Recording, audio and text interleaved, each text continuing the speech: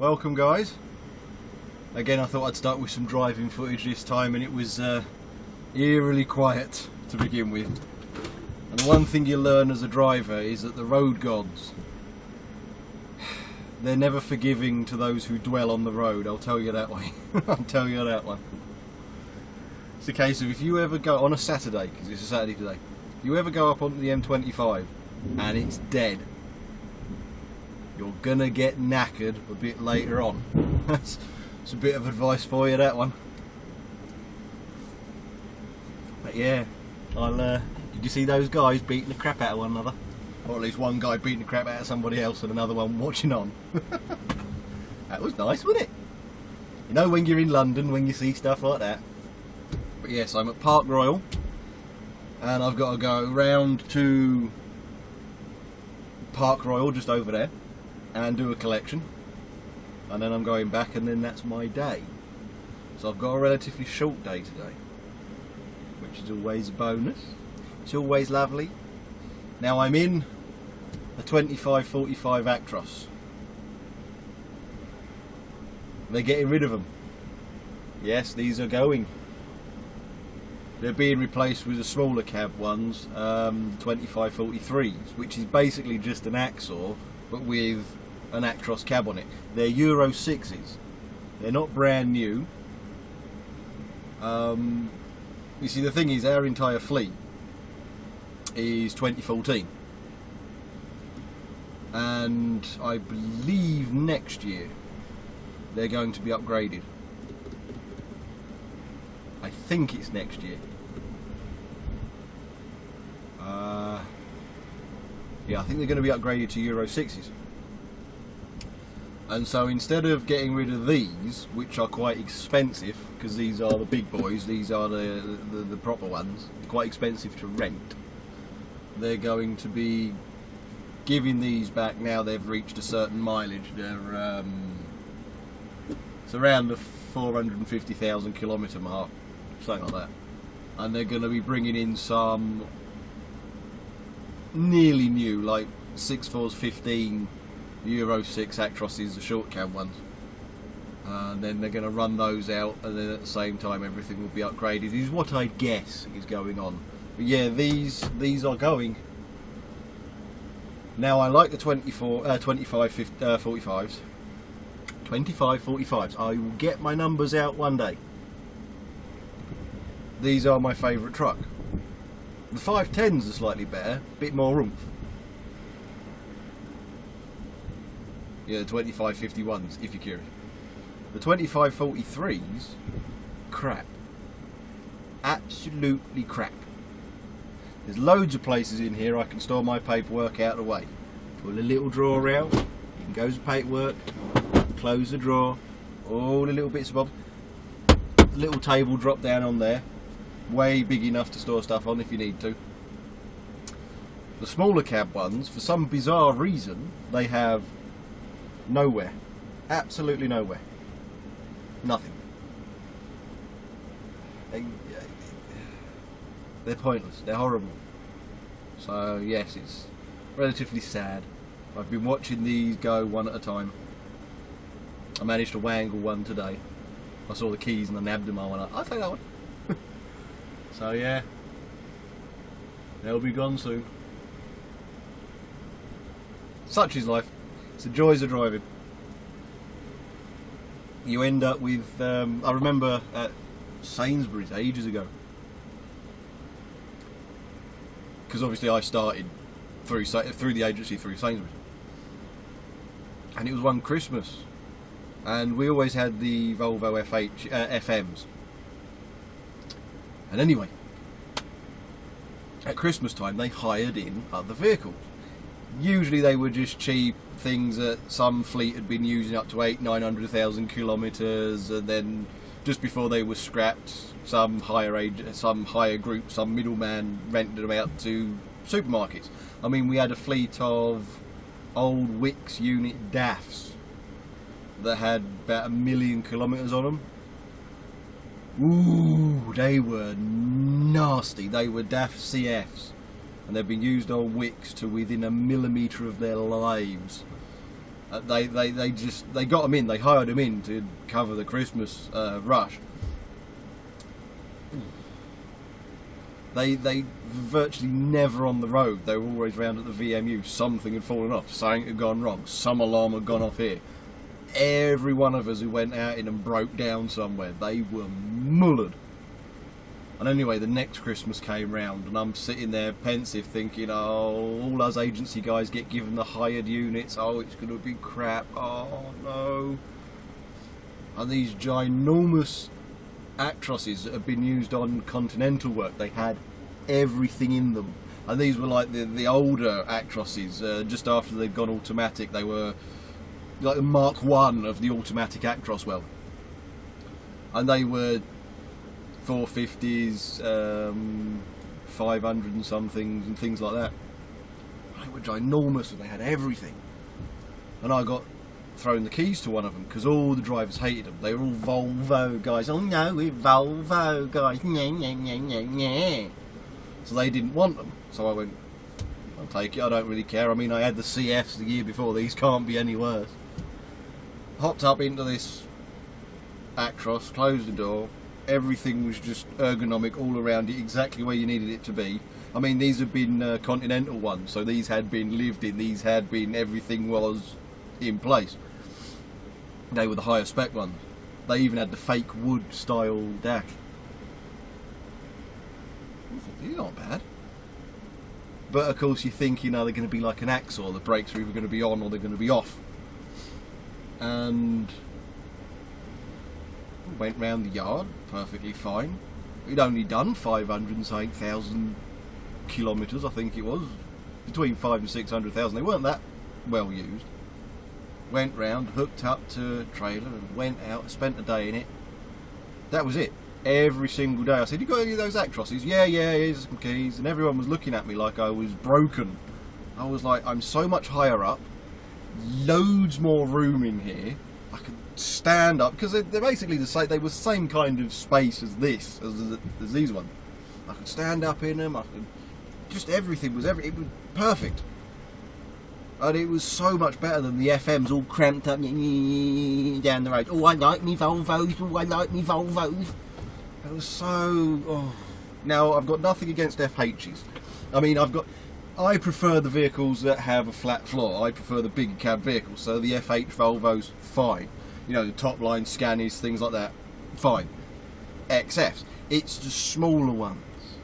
You know, the fleet spec little puddle jumper blasted things. Like the Axors and the FMs and the CFs. Oh. You're crunched. You got the floor comes up over the engine, the kind of engine, whatever. You're stuck, you're sat, and you just crunched. And you're like, got nowhere to put your feet. I just hate them. And the thing with the Volvo FMs is, you really are. It is, for me, it's like I'm driving like that. It's like there's absolutely no room in them. I hate the damn things. But that's just me personally. But yeah, no, we had a fleet of those, and ever since then I've loved Actrosses, the bigger ones, with the more horsepower engines. Because Mercedes with low horsepowers, horrible, atrocious, they are nasty. Ivecos beat every time. And I don't have any experience of Ivecos, but I've been overtaken by enough of them going up the hill. And I just always liked them.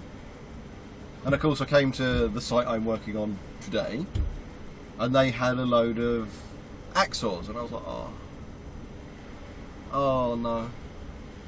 I've gone from one atrocious unit with no space in it to an atrocious unit with a bit of space in it, but absolutely no power.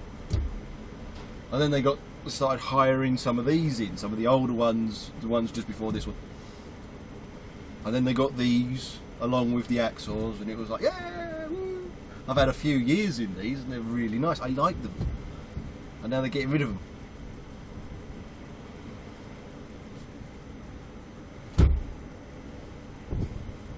But anyway, I don't know how much longer I've got before he's unloaded. And, you know, I'm on dock waiting for him. He's going in and out, and he's running them up and down the shop floor. So there we go. But yes, my first day on the road, I might as well go into that. Not too much really happened. But I went in. It's my first ever day. You know, I'm going to be given the keys to a vehicle. On my own. Now, I didn't have PratNav. Now, I was always anti-PratNav. And I don't come from a courier-style background. One thing I'll give you a heads up for. A number of agencies, when you go in to do the preliminary interview and stuff like that, they will give you an outline of the British Isles. And a load of places. Like Poole, Newcastle, Manchester, Leeds, that kind of thing. And you've got to place them in the right order and place them by the dots. So Newcastle's up there, Manchester's over there. Don't do them that way round, trust me. Well, I don't have any experience of courier stuff, so I didn't have my PratNav. If I had a road map, the AA one, I buy these. I buy a new one, usually once every year. So I had one of those. I had an A to Z. I had the Pi Guide to London Lorry Control. That's a very good one to have. It's created by a trucker, and it's got everything to do with the London lorry permit zones, width, height, time restrictions, all that kind of stuff. It's a Pi Guide, London guide, Pi Guide to London, basically. Can't really think of any other name to call it. I've read everything I can think of on the front cover. I don't bother with that anymore. I've just got used to it. I've been doing this 7 years in the home counties, going into London all the time. You get used to it after a while. But anyway, I had all of that. I got given my run. Now I was going to Crick, and then I was going back to St Albans. Now from the site I was on to St Albans, it's a couple of junctions down the road. You don't need a map there. You see, the place I was at, obviously Sainsbury's, they provide you with routes, designated routes, you know, directions, all that kind of stuff. Well, they had one for Crick, lovely jubbly, and to be fair, that's just off junction 18. You can't miss it. You actually see it. Oh, it's down there. But St Albans isn't actually St Albans, it's London Colney. Now, I'm going back 7 years at least, and you didn't have these things. Oh, I've got a shift for tomorrow. I shall just respond to that. Oh, I've got a shift tomorrow. I love it when that happens. You pick your phone up and it vibrates in your hand and you're like, oh, I got a shift. That was useful. Anyway, 12 o'clock. But yes, you didn't have the Google app. I don't even think you had Street View to the degree it is these days. 4G, what was 4G? I don't even think I had 3G. You know, I had a phone that could just about send a multimedia message, you know.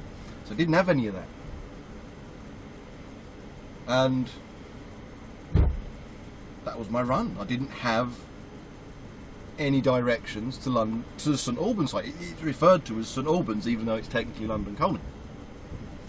So I'm asking all these other drivers, you know, I can find the Crick one, that's easy, but what about this one? And they're saying, oh, well, you know where that McDonald's is? No, I genuinely don't. Oh, well, you know where that is? No, I don't. And they're just looking at me like I'm a complete muppet, but I didn't know. You know, I don't go that way. I haven't been a professional driver before. It was my first ever day. And anyway, I eventually got this scrawled out map from the M20. They didn't, the funny thing is, they didn't even know the junction numbers. I operate on junction numbers. And these guys were saying, oh, well, it's that junction with a McDonald's on it, it's that junction with a thingy on it, it's a bit, and I'm like, yeah, okay, fine, whatever. Had that really weird kind of pencil stencil style map on your... I've always had these. And it was a map that fitted onto here, and it had loads of different bits and bobs. It was stupid. I think I've still got it somewhere, but God knows, one of them hidden away in a drawer somewhere. And anyway, off I went. Found my unit, did all my walk around checks, and the units were relatively new at that point in time. So they only had about 40-odd thousand kilometres on them when I started. So I actually started, my first day was in a virtually brand new unit, so bonus. I did all my walk around checks, filled in the paperwork. It took forever, because I wasn't used to it. I was like, how do you do this? I was trying to remember that. Done. And then I went round and I found my trailer. Hooked up, went under it, tug tested it, did all the whistles and bells. Now this was in the days before the sight training was you lower, you go under, you go back to ride height, go in and you do that. This is the days before I started doing that, going under and lifting them and going, because obviously the legs on the ground, you don't want to tug test with your legs on the ground. Too much force in them. And I'll get on to the other reason in a moment. Anyway, I did all of that. I went round, I did my walk around checks, everything like that. I got in the cab, put my paperwork down, closed it. I'm like, ready to go. Off we go. Trundle into A, start to move. I go about 5 foot, slam on the brakes. Legs. Landing legs.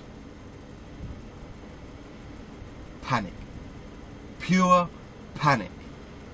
I've gone all the way around the site following the one-way system, and I've gone back to where on my induction where I'd done the blindside reverse.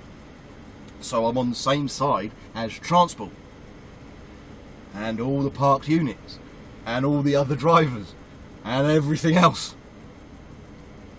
Panic. Handbrake on, off, get out. Legs are on the ground. I've dragged them. Thing is, you've got to wind the legs up. Most people leave that winder in gear. Now I'm new, this is my first day. I don't know about the gears, I don't know about anything like that. And it's obviously been left in gear, and where I've dragged it, it's slammed it. The arm's slammed up, and it's wedged itself between the underside of the trailer, the bottom of the trailer, and the anti-underrun bars, the side bars. And I don't know about the gears. I know nothing about the gears. And I can't move this. So I've frantically gone back round, turned the engine on, I'm trying to get the air suspension to lift up. Of course I haven't put the air in the system. Didn't know. It's not going anywhere. I'm freaking out. And I'm trying to calm myself down. I'm not on nights. This is my first day and it's actually a day run. So I don't know any of the drivers going round. I can't stop somebody I know, who knows me from the store, and have a bit of a laugh and a joke about how I'm an idiot. Can't do any of that. And I'm freaking. And I've stopped a shunter and I've explained that I've gone to pick this trailer up. I've done all the whistles and bells, but I can't get the winder out. It's jammed and I can't get the air suspension to come up. Can you help me out? I'm lying. I'm not going to tell anybody I've just gone 5 foot forward with the bleeding legs on the ground. Instant dismissal within the first 20 minutes of my driving career. Not going to look good. And he's gone, right, I've just got to go drop this trailer and I'll be back in a bit. So I'm waiting for him. I'm like, okay, cool, cheers, boss, cheers. And he's buggered off. Of course, I'm gone. I'm like, oh my God, I'm all over, it's done. At least inside my head, I'm doing that. Anyway, this guy's come walking down towards me. And he's got that look of somebody who has seen everything. Now, I don't think he was an employee on that site. I think he was somebody who'd been delivering to the site. And he'd seen everything that had happened. Because opposite are some of the docks. And I didn't have a clue. I hadn't noticed him. All I saw the last minute, he was pretty close to me, and I'm like, oh. Got a Scottish accent, but not a Glaswegian style accent. He's proper Highlands of Scotland style accent. And he's asked me if he can help me, pal. And I'll be like, yeah, I'm trying to explain it. And he's walking past us, and I'm trying to explain. He's looking back at me, and he's walking along. He's walked straight up to it. Of course, I'm giving him all the bear about this, that, and all the other stuff. And he's just launched his leg straight into the winding arm, knocked into neutral. The winding arm's gone like that. Well, there you go, pal. And he's wandered off. The relief, the sheer relief, the joy. Ah, I'm saved. If it hadn't have been for that guy, I'd never have known. I'd have just been sitting there waiting for a shunter to come back round. But yeah, he just went up, he booted it, knocked into neutral. So if ever you come across that, you've got a winding leg and it's jammed into position, because sometimes you do come across it when you're just picking them up. They've been dropped badly or pulled at some point as a person's gone off the pin, they've forgotten to release a kingpin, and it's jammed it in place. It's got 2 gears. Hit it in. Don't hit it in with that'll bloody hurt. Use the base of your foot and give it a wallop. Okay, give it a proper kick. It goes into neutral and it just swing, swing, swing. And then you've got the low gear, so you can wind with all the weight on it, and then you can pull it out for the higher gear and then get winding properly. So you've got 2 gears. In, low gear, out, high gear. Okie dokie, simple as that. And anyway, that was it. I made it to the out gate, did all the whistles and bells, and off I went. First day on the road. I'm like, I'm driving the truck on my own. You know, happy as a pig in crap. And I've got to Crick, easy sight, beautiful place. I'm like, oh, I've got the right job here. And then I've got to find St Albans. Well, I don't have a map or directions. I don't have PratNav. I don't have Google app, going back 7 odd years. So I've been, right, found it on my map. There's St Albans. I know I need this exit off of the M1, lovely jubbly. 414 off the M1. Crack on down that way. So I've gone. Every road into St Albans, I kid you not, St Albans is anti-truck. They just are. They're anti-truck. I don't know where people from St Albans think all the stuff they buy from the shops comes from, but St Albans is anti-truck. Every single exit I saw for St Albans, 7.5 ton weight limit. Width restriction, height restriction, this, that restriction, the other restriction. It's my first day. I don't bloody know. So I'm going round here, I'm going back up and down the 414, I'm trying to find a way into St Albans, and I make a mistake. I end up going down towards the M25 via London Colney on the 1060 something or whatever the hell that road is. And I've cracked down, this is dual carriageway. I'm driving down and I'm thinking, now where the bloody hell am I going? You know, I don't know the area at all. And as I'm thinking to myself where I'm going, the site goes past, the NFT site goes past. I'm like, that's where I need to be. I need to be over there. So I've gone down the roundabout, back, found it by complete fluke. I just made a wrong turn off of a roundabout, ended up, it's an unlit road. And I just saw it, I'm like, I need to be over there. So all the way down the roundabout and back again. But yeah, that was basically my first day. So it was an interesting first day. Started with blind panic, and it ended with, how the hell am I going to get into St Albans? There's nowhere for me to go. Wrong turn. That's where I need to be. Heck of a lot of luck. But yeah, that was basically my first day on the road. And tomorrow, I shall say about my next day on the road, where I get stuck in the mud. Some of my old agricultural experience comes in handy on that one, and a rather wonderful 8.9 John Deere. But yeah, so that'll be in tomorrow's one. But anyway, I've prattled on for long enough. Added to the footage I started with, and the little punch up, a little boxing match, street fighting. But anyway, thanks for watching, guys. Like, subscribe, share about, do whatever it is you usually do, and I shall see you in the next one, which will be tomorrow.